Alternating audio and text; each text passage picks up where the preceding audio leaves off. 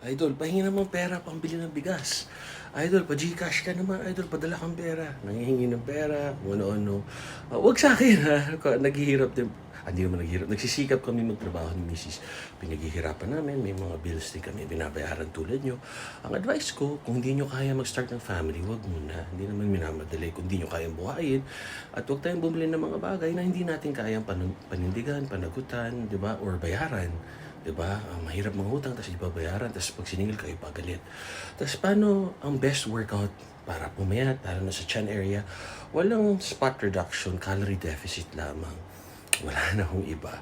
Bawas sa kain, mas maraming galaw, ganun kasimple, para walang stretch marks, tapos mas marami tayong pwede kainin, build muscle resistance training. Best cardio, kung ano yung gagawin mo. Ako kasi di ko na pwedeng tumakbo, tumalon dahil nasakot ako, ACL, MCL, meniscus injury, tsaka surgery, so backwards walking, tsaka inclined walking, pang paganda ng tuhod. Tama kayo, mali ako.